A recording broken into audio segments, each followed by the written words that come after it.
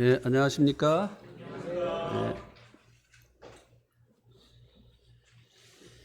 예, 오늘 함께 나눌 말씀의 본문은 베드로전서 4장 12절에서 18절까지 말씀이 되겠습니다. 베드로전서 4장 12절에서 18절까지의 말씀입니다.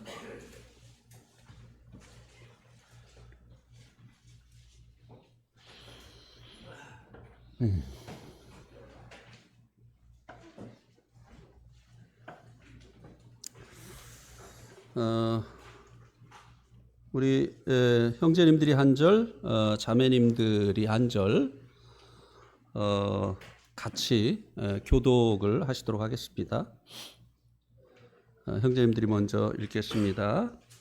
사랑하는 자들아, 너희를 연단하려고 오는 불시험을 이상한 일 당하는 것 같이 이상히 여기지 말고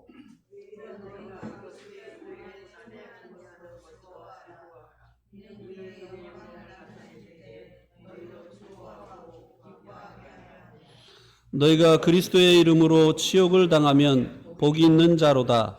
영광의 영 곧 하나님의 영이 너희 위에 계심이라.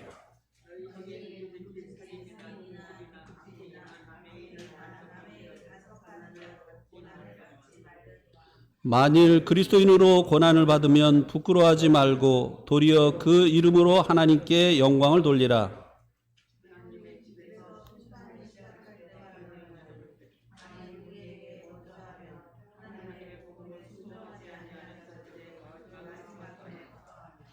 또 의인이 겨우 구원을 받으면 경건하지 아니한 자와 죄인은 어디 서리요. 예. 오늘 이 본문으로 드릴 말씀의 제목은 고난 당할 때 가져야 할 마음 자세와 해야 할 일입니다. 오늘 이 말씀이 그것을 말씀해 주고 있기 때문에 그렇습니다. 12절 말씀에서 성도가 고난을 당할 때 가져야 할 마음 자세에 대해서 말씀을 해주고 있습니다.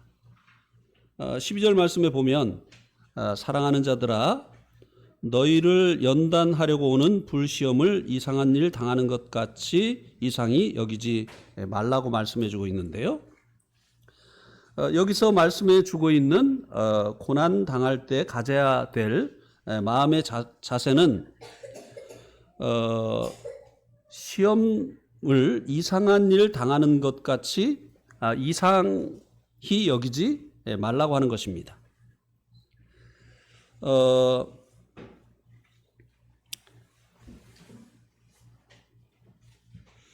그리고 이 말씀에서는 앞에 있는 이 말씀을 통해서 시험을 당하는 이유에 대해서도 말씀을 해주고 있습니다.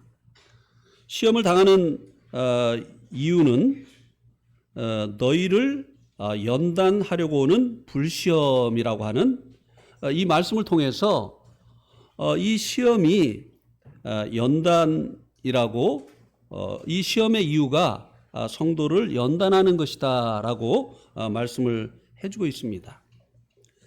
지금 우리 성경에는 연단하려고 오는 불시험 이렇게 이제 되어 있는데요. 영어 성경에 보면 the fiery trial 이렇게 되어 있습니다. 뭐냐면은 불시험, 불시험, 혹독한 시험, 뭐 이렇게 번역을 할 수가 있는데 저는 이 단어를 보면서 무엇을 생각하게 되었느냐면요, 당금질을 생각하게 됐어요. 당금질들 아시죠? 쇠를 불에 달구어서 또 망치질을 하고 그리고 다시 물에 담궜다가 다시 또 불에 달구고 하는 일을 반복하는 것을 보고 담금질이라고 하죠. 담금질을 왜 하는지 아십니까? 왜 새를 그렇게 불에 집어넣어서 달구고 또 다시 물에 집어넣고 하는 이런 일을 반복을 하시는지 아십니까? 예, 강도를 높이기 위해서죠. 이 담금질을 여러 번 하게 되어지면 이 쇠가 담금질을 한 만큼 더 강하게 되어집니다. 성도의 고난이 바로 이 담금질과 같다고 하는 것입니다. 이 성도들의 이 고난의 그 이유가 바로 이 성도들을 더 강하게 하려고 하는 그와 같은 목적을 가지고 있다고 하는 것입니다.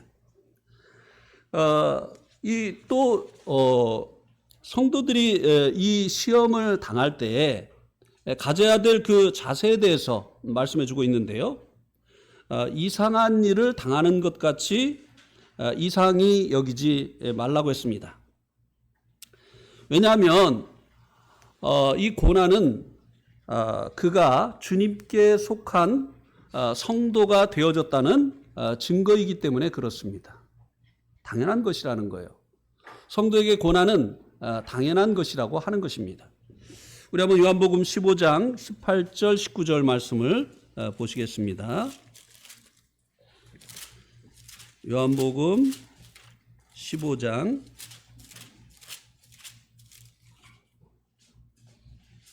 18절 19절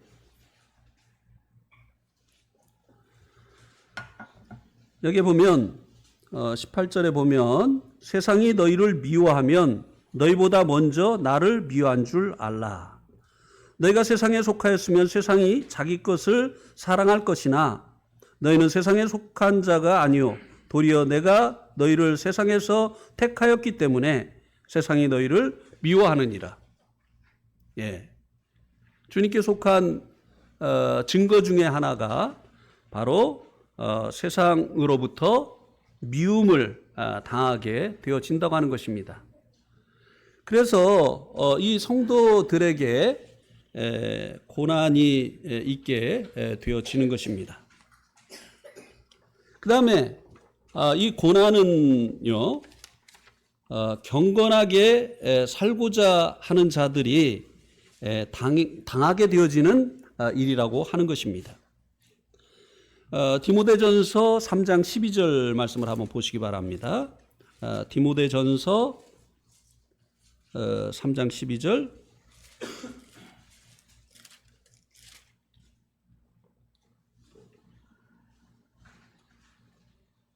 예, 아니네.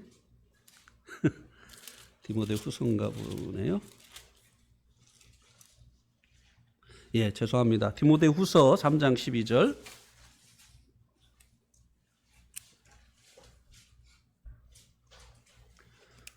디모데 후서 3장 12절에 보면 무릇 그리스도 예수 안에서 경건하게 살고자 하는 자는 박해를 받으리라. 예. 고난은 경건한 성도들에게 당연한 것이라고 하는 것입니다. 이전에 제가 이제 충주에 있을 때 법원에 근무하는 한 형제가 있었습니다. 그 당시에는 법원에 사람들이 와서 일을 처리하려고 할 때 일을 빨리 하려고 하면 급행료라고 하는 뇌물을 주는 것이 관행이었습니다.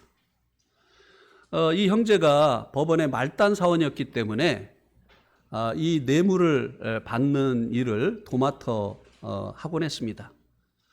그런데 이게 이제 관행이기 때문에 이제 일이 끝나고 나면 이 돈을 다 모아서 이제 제일 높은 분에게 얼마 이렇게 이제 이 돈을 나누어 갖는다고 하는 이야기를 들었습니다. 근데 이 형제가 이제 구원받고 신앙생활 하면서 이게 그리스도인에게 합당치 않은 일이라고 하는 것을 알고 뇌물을 받지 않겠다고 했어요. 그러자 이 형제가 그때로부터 따돌림을 받기 시작을 했습니다. 그냥 관행대로 하면 그냥 관행이니까 지금까지 해오던 일이니까 하면 이런 따돌림을 당하는 고난을 받지 않았어도 됐겠죠. 그러나 그가 그리스도인답게 경건한 그리스도인의 삶을 살려고 하다 보니까 이런 일을 당하게 되어졌던 것입니다.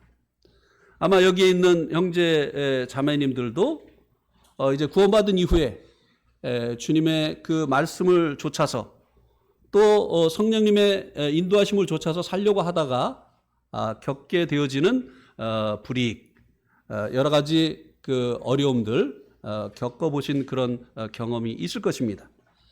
그래서 이 고난은 경건하게 살고자 하는 성도들에게 또한 찾아오는 당연한 일이라고 하는 것입니다. 그렇기 때문에 이런 목적을 가지고 또 이런 이유 때문에 다가오는 이 시험을 이상히 여기지 말라고 하는 것입니다.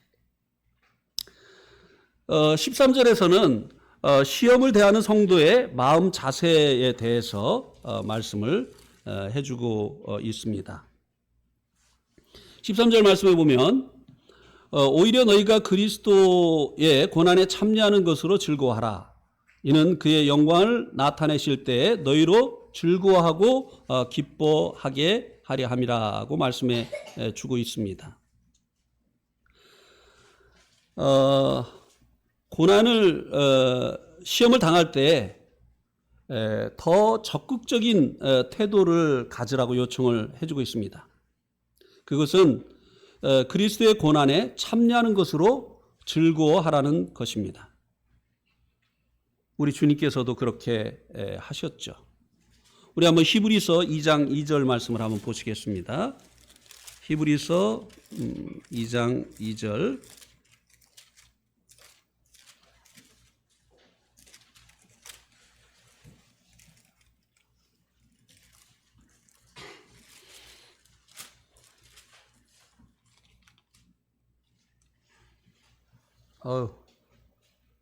제가 요새 정신이 없는 것 같아요. 이것도 12장 2절 같습니다. 예.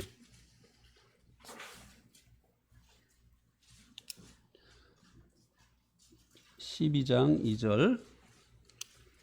12장 2절에 보면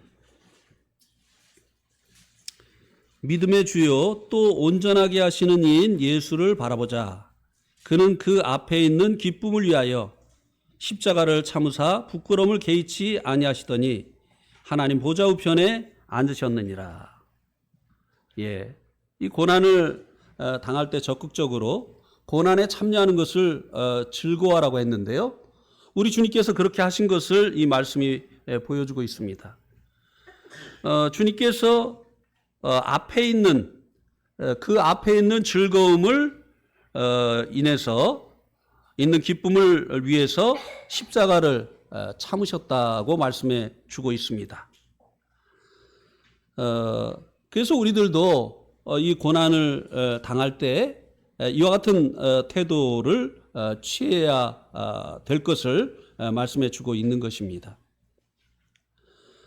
그 이유를 살펴보면요.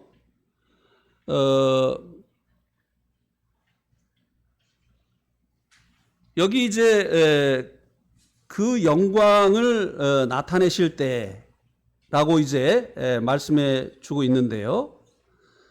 그의 영광을 나타내실 때, 이것은 주님께서 공중에 강림하실 때를 말씀해 주고 있는 것입니다. 주님께서 이제 공중에 강림하시게 될 때 주님께서는 이제 더 이상 죄인들을 구원하러 오시는 어린 양의 모습으로 오시지 않죠. 욕을 받으실 때 욕하지 아니하시고 고난을 당하실 때 위협지 않으시고 오직 공의로 심판하시는 하나님에게 의탁하시는 이런 희생 양의 그 모습으로 오시지 않습니다. 주님께서 다시 오실 때는 심판자로 오십니다. 영광의 왕으로 오시게 되어진다고 하는 것입니다. 그런데 이때에 주님만 그 영광의 왕으로 오시는 것이 아니라 주님과 함께 우리들도 영광 중에 나타나게 되어질 것이기 때문에 그렇다고 하는 것입니다. 우리 한번 골로새서 3장 3절 4절 말씀을 한번 보시겠습니다. 골로새서 3장 3절 4절.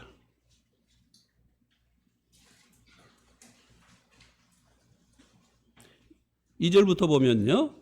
위의 것을 생각하고 땅의 것을 생각하지 말라. 이는 너희가 죽었고 너희 생명이 그리스도와 함께 하나님 안에 감추어졌습니다.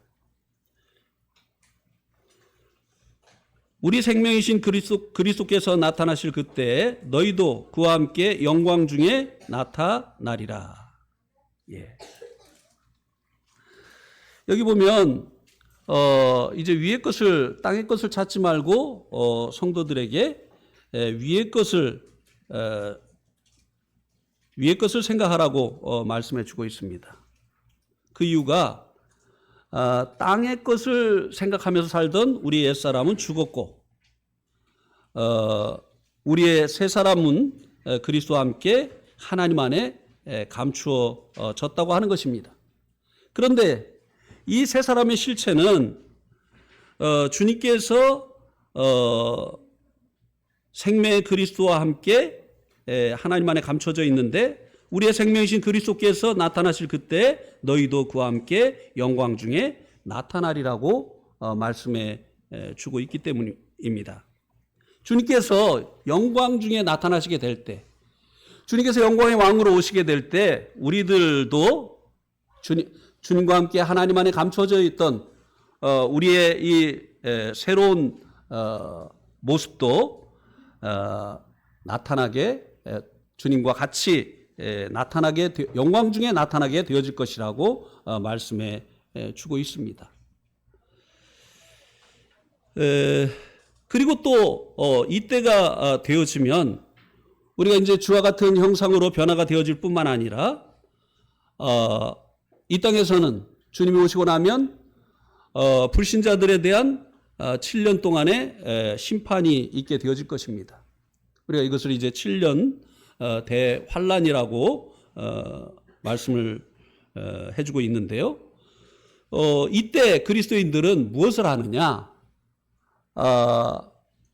세상은 심판을 받고 그리스도인들도 그리스도의 심판대 앞에서 상급을 위한 이제 심판을 받게 되어지는 것입니다.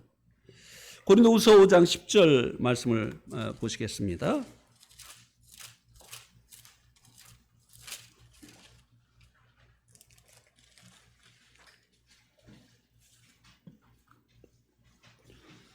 고린도후서 5장 10절. 이는 우리가 다 반드시 그리스도의 심판대 앞에 나타나게 되어 각각 선악간에 그 몸으로 행한 것을 따라 받으려 함이라. 성도들은 세상은 불신에 대한 심판을 받는 그때 성도들은 그리스도의 심판대 앞에 서서 자신들이 몸으로 행한 것에 대한 상급의 심판을 받게 되어진다고 하는 것입니다. 고난을 당할 때 우리들이 더 적극적인 자세를 취해야 되는데 그것은 고난에 참여하는 것을 그리스도의 고난에 참여하는 것을 즐거워하라고 하는 것입니다. 그 즐거워해야 될 그 이유가 우리가 주님 오시는 그때에 우리도 주와 같이 영광스러운 이 모습으로 변화가 되어지는 것이고 그리고 또 그때 주님의 심판대 앞에서 우리들이 몸으로 행한 것을 쫓아서 상을 받게 되어질 것이기 때문에 라고 하는 것입니다. 그런데 이 고난, 이것은 우리들의 영광과 비례를 한다고 하는 것입니다. 우리가 이 땅에서 주님의 그 고난에 참여한 만큼 이제 영광을 얻게 되어진다고 하는 것입니다. 주님 오시는 그날에 얻게 되어질 그 영광, 그리스도의 심판대 앞에서 얻게 되어질 그 영광들이 우리들이 이 땅에 사는 동안에 주님을 믿고 난 후에 우리의 몸을 들여서 얼마나 주님을 섬겼느냐, 이 주님을 섬기고 또 경건한 삶을 삶으로 인해서 받은 이 고난이 얼마나 있느냐에 따라서 이 영광이 있게 되어진다고 하는 것입니다. 로마서 8장 18절 말씀이 그것을 말씀해 주고 있죠. 현재 우리가 당하는 이 고난은 장차 다가올 영광과 좋게 비교할 수가 없다고 하는 것입니다. 그래서 고난에 참여하는 것으로 즐거워하라고 하는 것입니다. 우리가 이것을 믿게 되어질 때 고난을 피해가기보다는 경건한 삶으로 인해서 이 고난을 당하는 것을 이제 즐거워하게 되죠. 그 다음에 이제 고난을 기뻐해야 하는 두 번째 이유를 14절에서 말씀해 주고 있는데요. 너희가 그리스도의 이름으로 14절 말씀해 보면 너희가 그리스도의 이름으로 치욕을 당하면 복이 있는 자로다. 영광의 영 하나님의 영이 너희 위에 계심이라.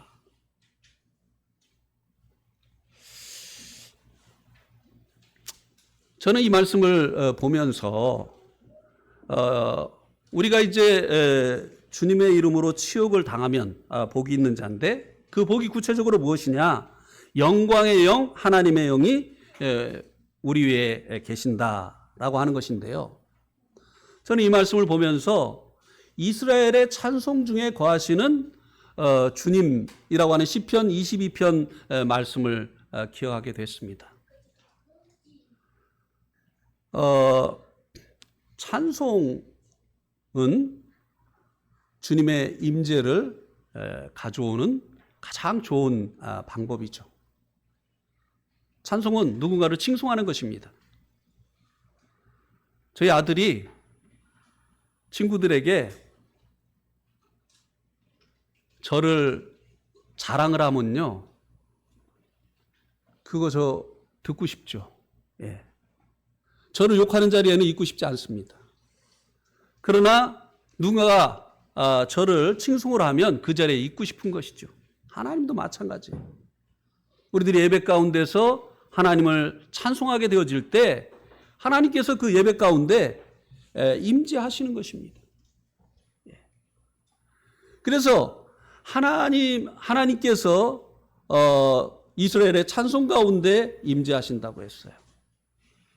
우리가 하나님의 임재를 맛보는 이 방법 중에 하나가 바로 하나님을 찬송하는 것입니다.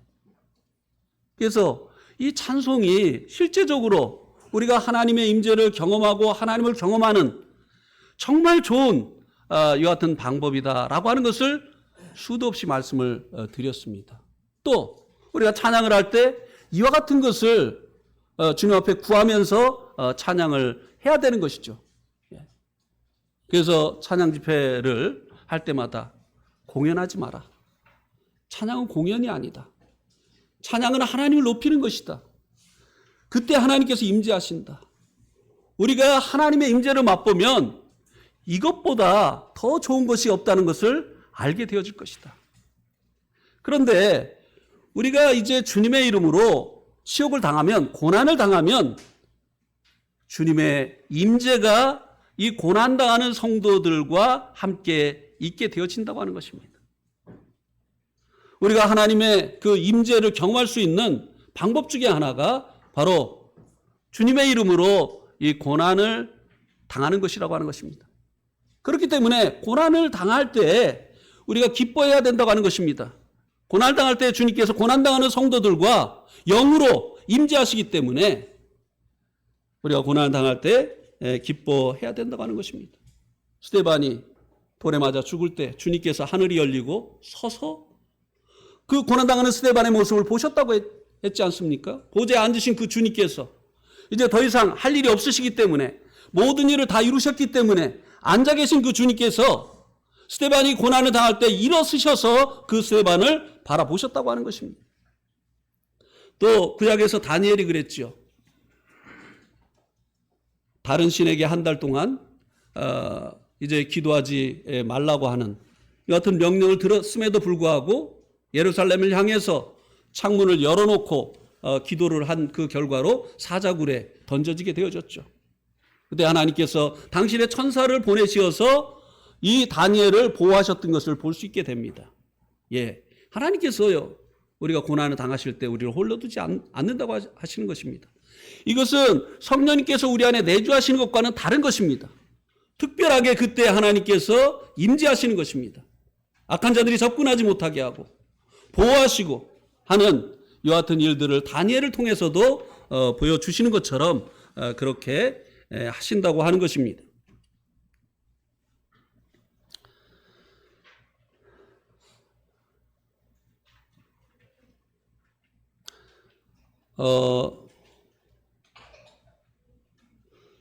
이제 15절 말씀에서는요, 성도가 불의를 행함으로 고난을 받는 일은 얼마든지 피할 수 있는 일이라고 하는 것을 말씀해 주고 있습니다. 성도가 성도기 때문에 고난을 당하는 것, 경건하게 살기 때문에 당하는 이런 고난, 이것은 당연한 것이고 피할 수 없는 일이지만, 그러나 불의를 행함으로 잘못해서 그 잘못으로 인해서 당하는 그 고난은 얼마든지 피할 수 있는 일이라고 하는 것입니다. 15절 말씀해 보세요. 너희 중에 누구든지 살인이나 도둑질이나 악행이나 남의 일을 간섭하는 자로 고난을 받지 말려니와. 이런 거 피할 수 있잖아요. 우리가 목자 되신 그 주님의 인도하심을 따라서 살게 되어지면 얼마든지 이런 것들은 성도들이 피할 수 있는 것입니다. 이런 불의를 행하지 않게 되어지는 것이죠. 그래서 이런 일들을 행함으로 인해서 받게 되어지는 그런 고난, 이것은 얼마든지 피할 수 있는 것이라고 하는 것입니다. 그다음에 이제 16절에서는 그리스도인이 고난을 받을 때 취해야 될 태도에 대해서 말씀을 해주고 있는데요. 16절에 보면 만일 그리스도인으로 고난을 받으면 부끄러워하지 말고 도리어 그 이름으로 하나님께 영광을 돌리라고 말씀해 주고 있습니다.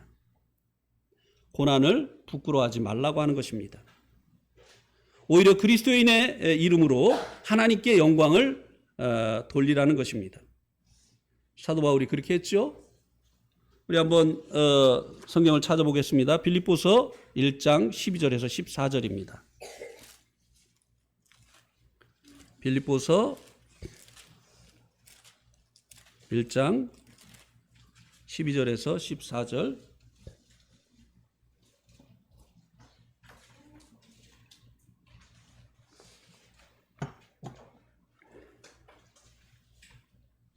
형제들아, 내가 당한 일이 도리어 복음 전파에 진전이 된 줄을 너희가 알기를 원하노라. 이러므로 나의 매임이 그리스도 안에서 모든 시대 안과 그 밖에 모든 사람에게 나타났으니 형제 중 다수가 나의 매임으로 말미암아 주 안에서 신뢰함으로 겁없이 하나님의 말씀을 더욱 담대히 전하게 되었느니라.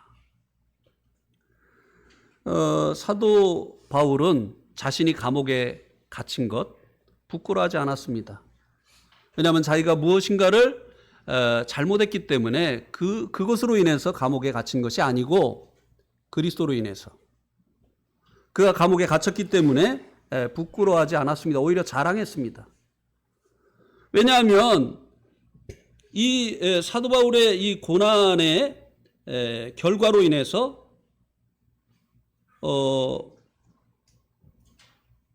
형제 중에 다수가 주 안에서 신뢰함으로 겁없이 하나님의 말씀을 더욱 담대하게 전하게 되어지는 이런 놀라운 결과를 가져왔기 때문이죠. 예. 저희가 한번 그 네팔에 있을 때 한국에 나와서 그 지방에 이제 그 전도를 가려고 하면 얼마나 이제 그 위험한 길을 가야 되는가를 이제 간증을 했습니다. 보통 이제 평야지대에 가려고 하면 12시간, 16시간, 낮에는 이제 굉장히 덥기 때문에 주로 밤에 이제 버스가 운행을 하는데요. 해발 1,400m인 카트만두에서 평야지대까지 내려가는데 이제 그 굉장히 그 깊은 낭떠러지 길을 1시간을 굽이치면서 굽이치는 길을 돌아서 이렇게 내려가게 됩니다. 거기서 이제 사고가 나면 그 해발 1,400m에서 이제 평야지대로 가는 거니까 엄청난 그 낭떠러지 밑으로 이제 차가 떨어지기 때문에 대부분 사망을 하죠. 예. 그런 길을 내려가는데 길도 딱 2차선밖에 없어요. 근데 굽이치는 길을 이렇게 돌려고 하면 앞에서 차가 오는지 안 오는지 모르잖아요. 그러면 이제 추월을 하려고 하면 이런 그 굽이치는 곳에서는 추월을 하지 말아야 되잖아요. 근데 일단 크락션을 막 누릅니다. 나 간다 하면서 크락션을 빵빵빵빵 이렇게 누르고 너 거기 오면 서라. 나 가니까. 근데 우리 운전수만 그렇게 하는 게 아니에요. 저쪽도 그렇게 하거든요. 그러니까 얼마나 그 아슬아슬한 장면이 많이 이제 생기는지 몰라요. 그래서 이제 네팔에 처음 와서 그 길을 내려가면은 대부분의 이제 성도들이 앞에 있는 시트를 막 꽉 잡고, 안전벨트 없어요. 안전벨트 그런 거 없어요. 그래서 이제 앞에 있는 시트를 이제 꽉 잡고 있죠. 막. 예. 상호 형제도 그거 경험했나요? 저도 어릴 때라. 예. 게다가 이제 너무 힘드니까 나중에는 이제 탁 놔버리고 그렇게 하는데요. 근데 이제 그거 사실 거기는 그래도 위험한 곳이기 때문에 이 기사님들이 긴장을 해서 가니까 비교적 사고가 오히려 덜 납니다. 평야 지역으로 가면 이제 계속 바른 길이죠. 엄청난 속도를 내요. 그러다가 이제 사고가 많이 나는데 우리들이 가는 길에 사고가 나서 그 절벽 아래 떨어져 있는 그 차의 잔재가 있기도 하고 어떤 차는 반은 찌그러들어 있는 차가 이제 길 옆에 있기도 하고 어떤 차는 날아가서 정글에 박혀 있는 차도 있고 최소한 5대는 봅니다. 이런 얘기를 했어요. 그래 놓고 이제 네팔에 와서 이제 비행기 타고 가신 분들은 이거 모르죠. 예. 그래서 이제 그 한 형제님에게 네팔에 한번 오시라고 이렇게 말씀을 드렸더니 이분이 하는 말이 그럼 그런 간증을 하지 말아야지요. 나 무서워서 못 가겠다고. 이렇게 이제 얘기를 하셨어요.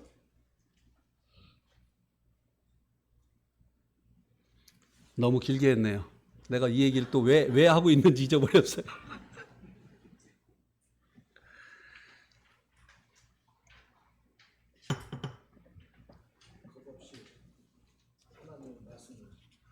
예, 예. 예, 맞아요. 예. 그 얘기 하려고 하다 보니까 했네요.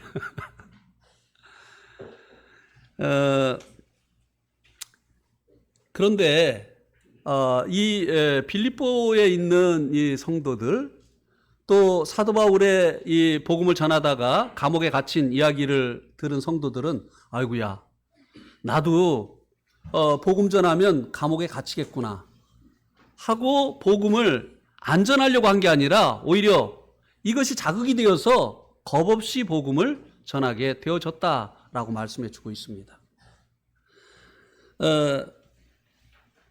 고난을 받을 때 부끄러워하지 말아야 될 이유가 사도 바울이 이것이라고 말씀해 주고 있습니다. 그가 복음 때문에 감옥에 갇혔지만 그러나 자신의 이 받고 있다고 하는 이 소식을 듣고 오히려 우리는 너무나 동일한 구원을 받았는데 동일한 은혜를 받았는데 우리는 너무나 나태한 것이 아니냐라고 하는 이런 생각을 하면서 오히려 영적인 자극을 받아서 그들이 겁없이 복음을 전하게 되어지는 이런 결과가 나타나게 되어졌다고 하는 것입니다. 뿐만 아니라 감옥에 갇히지 아니하면 접근할 수 없었던 이 시대 사람들에게 여기 말해주고 있는 이 시대 사람들은 시저의 시대죠. 예.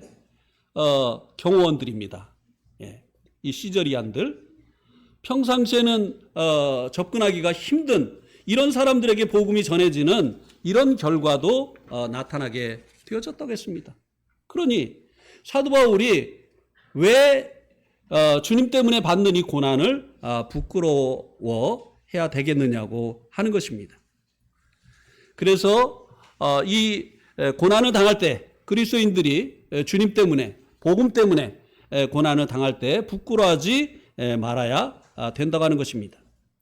하나님께서는 성공하고 높임을 받은 성도들을 통해서도 영광을 받으십니다. 그러나 이런 성도들을 통해서뿐만 아니라 성도의 이름으로 고난을 당하는 성도들을 통해서 영광을 받으신다고 하는 것입니다. 선교지에 복음이 전해지기 위해서 많은 선교사들이 죽음을 당한 것을 우리들이 알고 있습니다. 그런 분들을 통해서 하나님께서 영광을 받으신 것이죠. 그 다음에 이제 17절과 18절에서는 하나님의 공의가 이제 심판을 통해서도 나타나게 되어진다고 하는 것입니다. 주님 때문에 고난을 당하는 자들에게 영광을 주신, 고난당한 만큼 영광을 주시는 것으로 하나님의 공의가 나타날 뿐만 아니라 하나님의 공의는 심판을 통해서도 나타난다고 하는 것입니다. 17절, 18절 말씀에 보면 하나님의 집에서 심판을 시작할 때가 되었나니 만일 우리에게 먼저 하면 하나님의 복음을 순종하지 아니하는 자들의 마지막은 어떠하며 또 의인이 겨우 구원을 받으면 경건하지 아니한 자와 죄인은 어디에 서리요.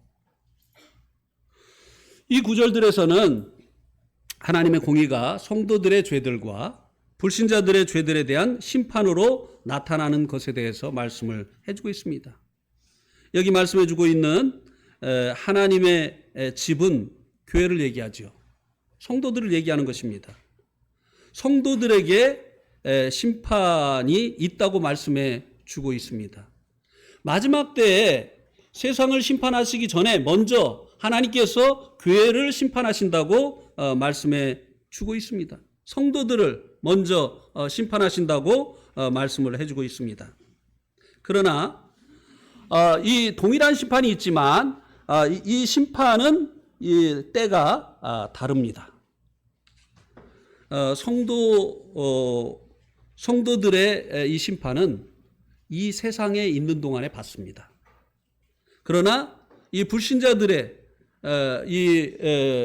하나님께 심판받을 이 불신과 그리고 그들의 죄악에 대해서는 백보자 심판대 앞에서 받게 되어지는 것이죠.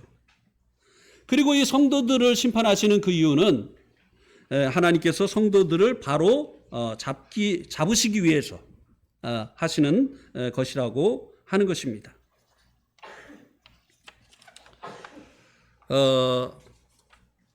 성도들에게 백보자 심판은 없죠. 지옥 심판. 요한복음 5장 24절에서 내가 진실로 진실로 너에게 이르노니 내 말을 듣고 나 보내신 이를 믿는 자는 생명을 얻고 심판에 이르지 아니하나니. 여기서 말씀해 주고 있는 이 심판이 바로 불신자들이 받는 그 백보자 심판을 말하는 것입니다. 주님을 믿고 영생을 얻은 사람들은 이 백보자 심판 때에 이르지 않습니다. 그러나 그리스도의 심판대 앞에 이르고 이것은 상급을 위한 심판이고 성도들의 이 죄들에 대한 심판은 이 땅에서 있게 되어진다고 하는 것입니다. 하나님 공의로우신 분이시기 때문에 그래요. 하나님의 성도들도 그들이 이제 범한 그 죄에 대해서 이 땅에 있는 동안에 그것을 계산을 하신다고 하는 것입니다.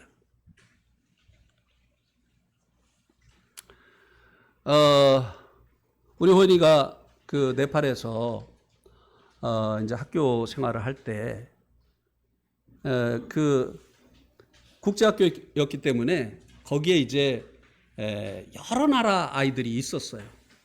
그런데 참 이 국적이 여러 나라다 보니까 아이들도 그렇게 인종차별을 해요. 이 본성은 어쩔 수 없어요. 이 하얀 애들이 이 유색 인종들을 그렇게 이제 차별하는데 그 중에 이제 제일 차별을 당하는 아이가 이제 파키스탄 아이였어요. 그래서 이제 호연이가 학교에서 갔다 오면 걔가 이제 너무 이제 그 멍청하다, 뭐 어떻다, 심지어는 뭐 진짜인지 모르겠는데 코딱지를 그렇게 먹는다는 거예요. 그런 사람이 있다고 하더라고요. 짭짤하다고 하면서. 그래가지고 아이들이 싫어하고 혐오하고 그리고 이제 자꾸 괴롭히고 이렇게 한다는 거예요. 그래서 이제 제가 호연이에게 야, 너는 그렇게 하면 안 돼. 너는 개편에 서서 보호해줘야 돼. 너는 죄인들을 사랑하신 주님으로 인해서 구원받은 사람 아니냐. 이렇게 이제 이야기를 해줬는데 얘가 이제 말을 안 들었어요. 그런데 이제 다른 애들은 호연이보다 더 괴롭혀요. 근데 하루는 이제 그 네팔에 이제 그 내전이 이제 있는 상태였기 때문에 우리가 있을 당시에 항상 비상사태가 일어나면 학교에서 집으로 돌아가는 그 코스를 이제 뒷길로 해서 집으로 돌아가는 이런 이제 훈련을 합니다. 학교에서. 그걸 하는 날이었어요. 그런데 이제 비가 주룩주룩 내리는 날이었는데 이 호연이가 이 파키스탄 그 아이가 걸어가는데 그 아이 앞에다가 발을 이렇게 이제 댄 거예요. 넘어가겠지 하고 됐대요, 저는. 근데 걸려가지고 그냥 선생님이 보는 앞에서 그냥 엎어진 거예요. 그래서 호연이가 정학을 당했어요. 제가 불려갔습니다. 그래 이제 선생님이 이제 막 야단을 이제 치시는 거죠.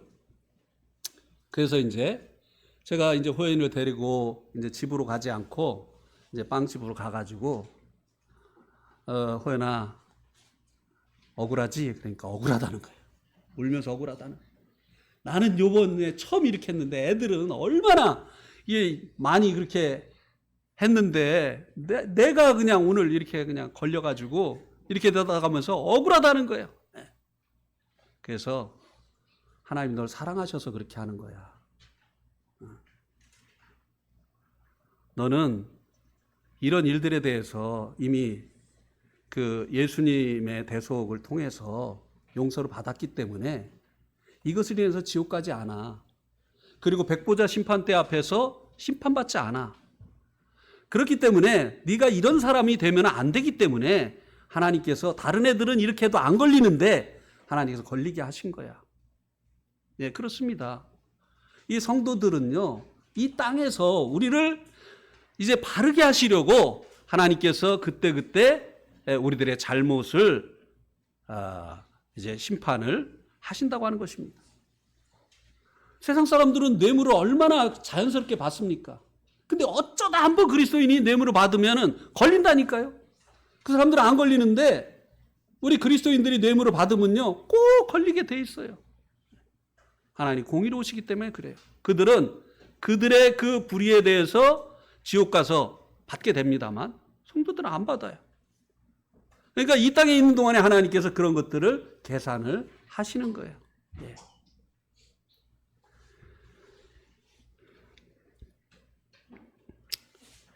그 다음에 이제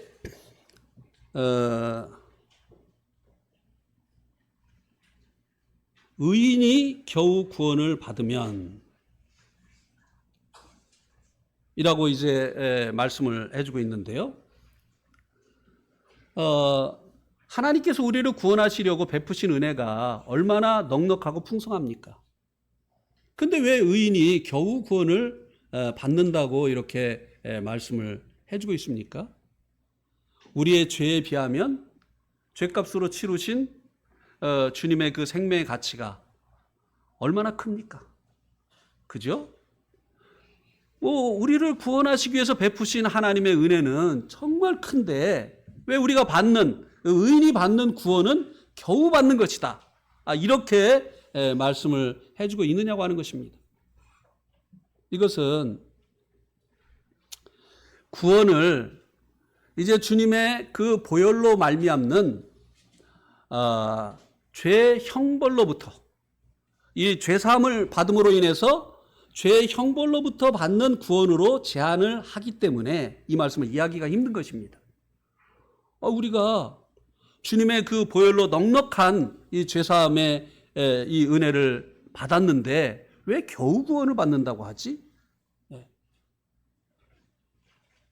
겨우 구원받은 사람 하면 여러분 생각나는 사람이 있습니까? 성경에 겨우 구원받은 사람.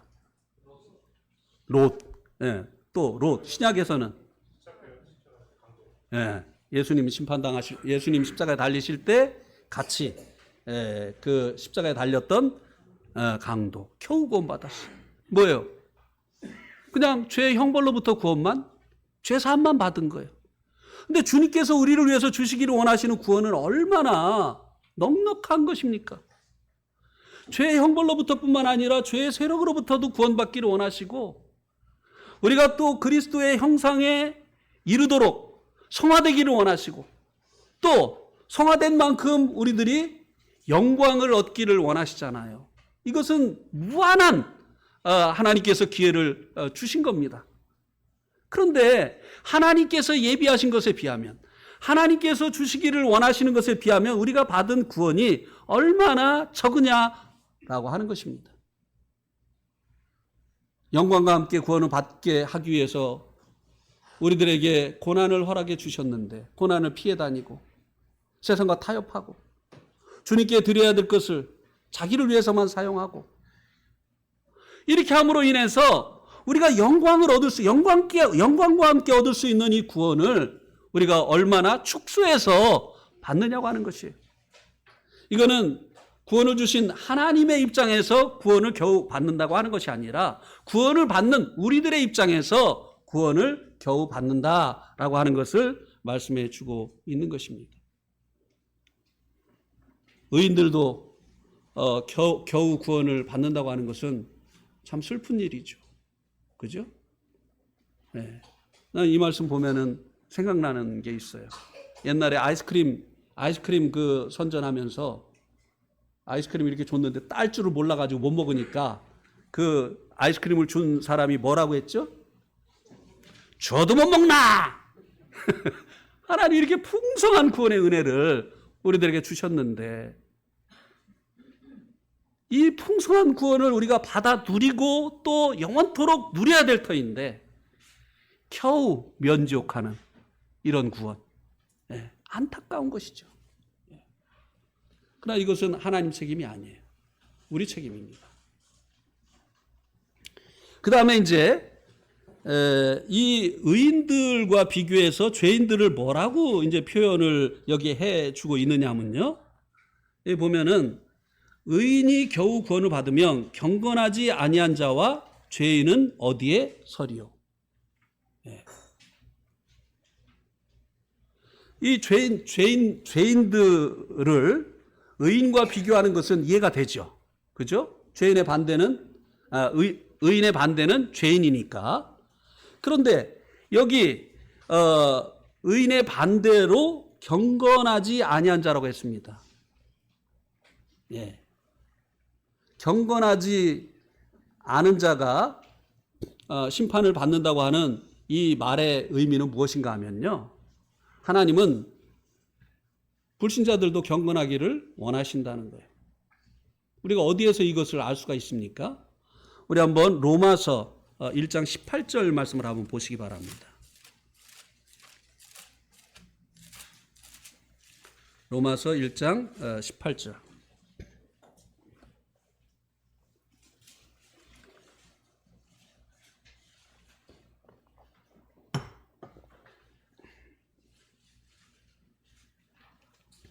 한번 같이 읽어볼까요? 로마서 1장 18절 시작. 하나님의 진노가 불의로 진리를 막는 사람들의 모든 경건하지 않음과 불의에 대하여 하늘로부터 나타나시나니. 아니, 불신자들이 경건하지 않은 것을 왜 심판하세요? 성도들이 경건하지 않은 것은 문제가 되지만 불신자들이 경건하지 않은 것이 하나님께서 심판하시는, 진노하시는 이유라고 여기 말씀해 주고 있잖아요. 그죠?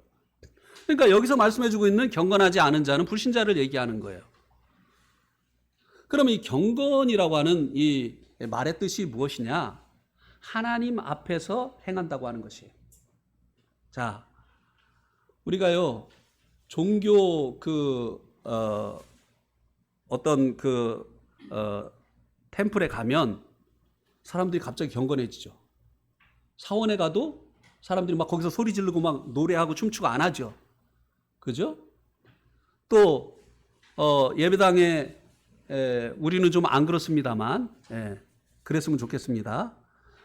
우리는 좀 안 그렇습니다만, 천주교 그 성당이라든지, 이런 데 가면 사람들이 갑자기 옷 매무새를 이렇게 만지고, 그리고 말도 조그맣게 하고, 행동도 조신하게 하고, 이렇게 하잖아요.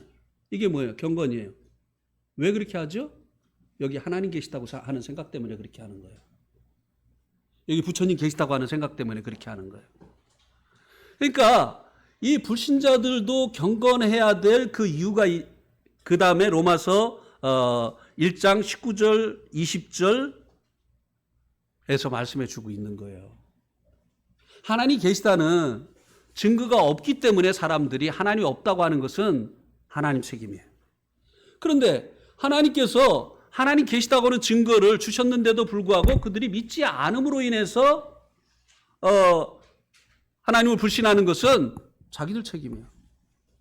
하나님 알만한 것을 두셨다고 했잖아요. 모든 사람 안에 하나님 알만한 것을 두셨다고 했습니다. 그래서요, 모든 사람이요, 정말 그 어려운 상황이 닥치면요, 누가 안 시키는데도요, 하나님 살려달라고 합니다. 막 가뭄이 들어서 땅이 막 쩍쩍 갈라지고 이렇게 하면요, 사람들이 뭐라 하죠? 하나님 뭐 하시는 거예요?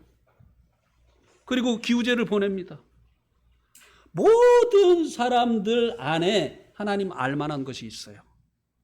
무신론자 안에도 하나님 알만한 것이 있어요. 루소라고 하는 이 프랑스의 그 사상가가 이 무신론자였는데요. 그 배를 타고 무신론을 강의하러 가다가 그 배가 폭풍우를 만났습니다. 그래서 배가 뒤집힐 듯한 이런 상황이 되니까 갑자기 종교가 통일이 됐어요. 사람들이 다 하나님 살려달라고 하는 거예요. 그러니까 이 루소도 막 살려달라고 막 하는 거예요, 하나님께.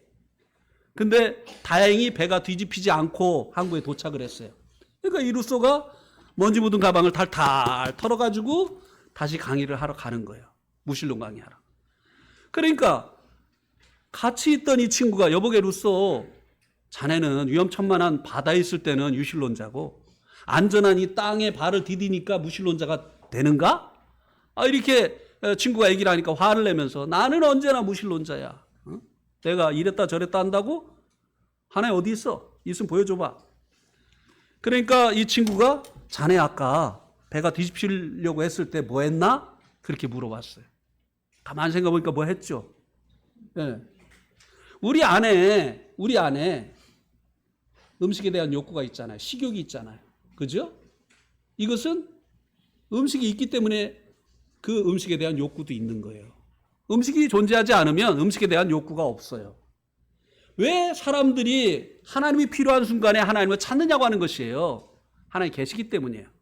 그래서 이것이 바로 하나님이 계시다고 하는 하나의 확실한 증거라고 하는 것입니다. 없는 밥을 왜 찾겠어요? 밥이 있으니까 밥에 대한 욕구가 있는 것이고 하나님이 계시기 때문에 사람들이 하나님을 찾는 것이에요. 하나님이 하나님 알만한 것을 사람들 마음 가운데 두셨다고 하는 것입니다. 그리고 하나님이 지으신 만물을 통해서 하나님이 계시다고 하는 확실한 증거를 하나님께서 제시하셨다고 하는 것입니다. 그래서 주님을 믿는 성도들뿐만 아니라 이 불신자들도 하나님께서 하나님 살아계시다는 이 확실한 증거를 주셨기 때문에 하나님 앞에서 사는 것이 마땅하기 때문에 경건치 아니한 것이 죄악이고 심판받을 죄목이라고 하는 것입니다. 우리가 복음 전할 때 이것을 말해야 돼요. 당신이 하나님 믿지 않지만 그건 하나님 책임이 아니다. 하나님 당신에게 믿을 만한 많은 증거를 주었다. 그래서 당신은 하나님을 생각하면서 살아야 되는데 한 번도 하나님 생각하지 않냐고. 내가 하나님이 왜 나를 태어나게 하셨을까? 하나님의 뜻이 무엇일까? 이렇게 하면 나에게 좋을까? 저렇게 하면 사람들이 알아줄까? 당신이 이렇게 살지 않았느냐.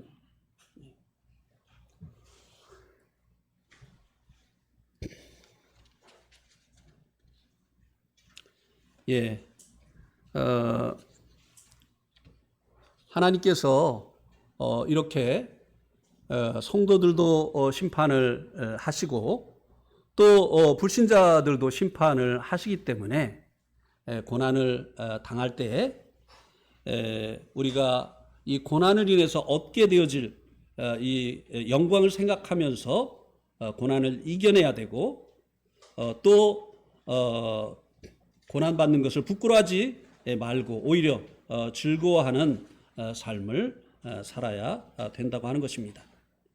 또 불의로 말미암는 고난은 우리들이 얼마든지 피할 수 있는 것들입니다. 이것들로 인해서 우리들이 고난당하지 않도록 고난을 피하는 이런 불의를 피하는 또 적극적으로 주님의 인도하심을 따라서 살아가는 우리들이 되어져야 되겠습니다. 예, 오늘 말씀 여기까지 드리도록 하겠습니다.